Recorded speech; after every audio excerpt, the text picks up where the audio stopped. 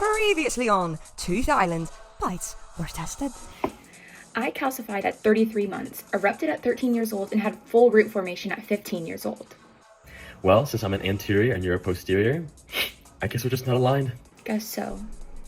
Tonight, two new bombshells enter the villa. 5 cusps never hurt anyone. We're here to find the functional cusps to our non-functional cusps. Since our functional cusps are facial, our perfect match needs to have a functional lingual cusp. It's our non-negotiable. Back in the Mandibular, our contestants are sharper than ever. Well, at least their lingual cusps are. 17 has been moving sideways and been making distal contact in the wrong way. Same with 32. They need to be voted off the island tonight. The other islanders just don't get us. Just because we have a few fused extra roots or some extra cusps here or there doesn't mean we don't deserve to have a good occlusion with another tooth. Who wouldn't like a tooth with a nice long root trunk, bulbous crown, and short roots? Right? We've got facial heights of contour in our cervical third and lingual heights of contour in our middle thirds, just like everyone else. I just think we're too mature for these other crowns. I don't know about you, but I calcified at 8 years and erupted at 17 years. Same. All these crowns with only 2 roots and 4 cusps? Ugh, give me a break. Our shapes can get crazy. Generally trapezoidal on the facial lingual, rhomboidal on the proximal, and ovoid on the occlusal, but no one can really be sure. It varies too much. I can get having a mesial contact on the occlusal middle third, but imagine having a distal contact. I mean, I've got a paramolar cousin, but he's a weirdo.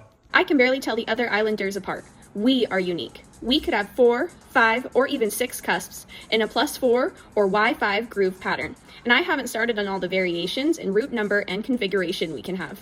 Sometimes it just feels like our personalities are too big and there isn't enough space for us. If things with the other islanders don't start to change around here, I might start losing my cool and go off with a full bony impaction. You'd think with all this wisdom they'd know how to behave, but no. Like a stubborn contestant who won't fit in, these molars are fully impacted and fully problematic. This mandible is about to get a whole lot more crowded. Strutting into the villa is a pair of absolute bombshells that are the first molars. With 5 cusps and a Y-shaped groove pattern, these twins aren't just here to chew, they're here to grind. I'm Dentina. And I'm Enamelina. And we are mandibular first molars! You think we look alike, but honestly, I don't think so. The way you can tell us apart is, within the 5 cusps we have, you can use our smallest cusp, called the distal cusp, and our biggest cusp, called the mesiofacial cusp, to help with orientation. You can also look at the root orientation. Our distal root is straighter, while our mesial is more curved, and we have deeper longitudinal grooves on our distal root. On the outside, it looks like we have a lot going on, with a zigzag central groove, a mesiobuccal, distal buccal, and lingual groove, and I almost forgot our 3 fosses, 3 pits, 2 transverse ridges, and our marginal and cusp ridges. But deep down in our pulp, we love connection and get along best with maxillary first molars, but our closest friends are by our middle thirds. Both our jobs are to grind and maintain the vertical dimension, so yeah, we're pretty important. Truthfully, the other cusps can't handle the responsibility that comes with 5 cusps. Looks like these central grooves are here to make waves. Production at the day of emergency wisdom tooth removal. Tooth Island does not condone any type of impactions, including horizontal, vertical, mesioangular, distangular, nor full or partial bony impactions. That's another one going from the villa. Honestly, we should have referred them to oral surgery weeks ago. Third molars, proof that some guests are better off never erupting. Girl, you can't talk, you only have 4 cusps. No, I know, but we have the same crown dimensions with mesial distal being the greatest, then facial lingual, then occlusal cervical. And we're neighbors. And we have the same geometric outlines. Our facial lingual shape is trapezoidal, our proximal view is rhomboidal.